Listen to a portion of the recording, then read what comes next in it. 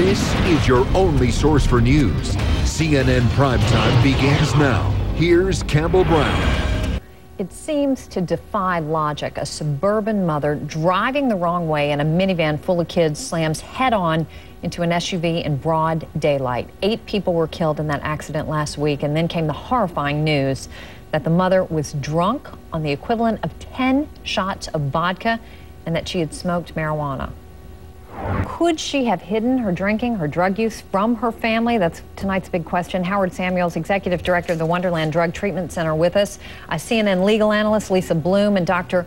Jorge Rodriguez, who is board certified in internal medicine, joining us as well. Dr. Rodriguez, let me ask you, possible at all with this family's claiming? I mean, they've been through a laundry list here: diabetes, a mystery bump in the leg, a problem with her tooth, a stroke. I mean, is any of this, could any of this have possibly driven this in some way?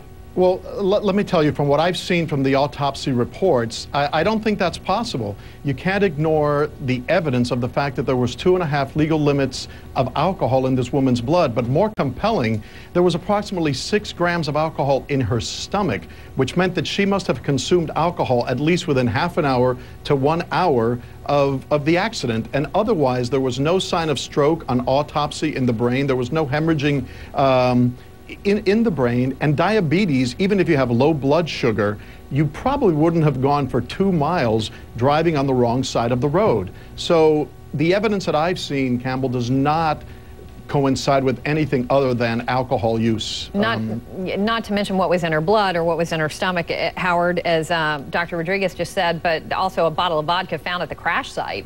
Is it possible that this woman was an alcoholic and her family was in denial, or she could have kept it from them?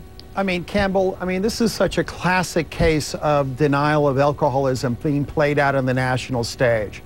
I mean, not only was the woman obviously in denial that she had an issue, but the family, just shocking that they would come out and be in denial of this woman having any kind of issue. It is not normal that a woman out on a Sunday outing with her children would drink or smoke marijuana. That is a problem.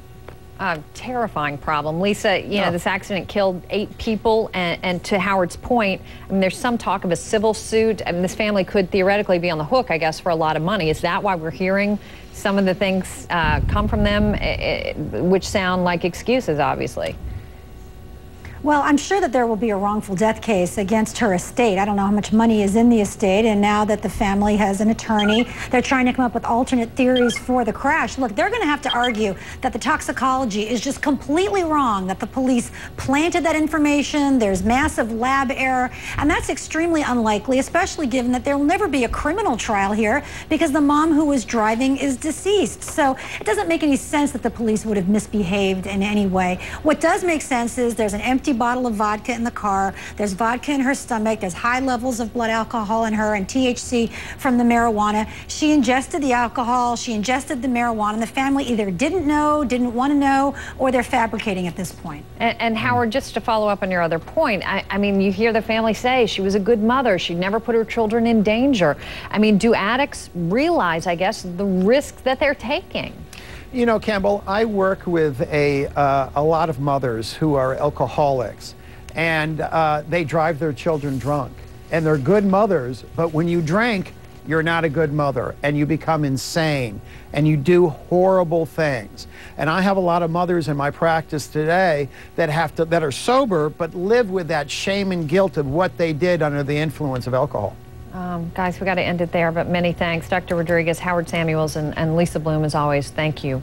You're welcome. Thank you.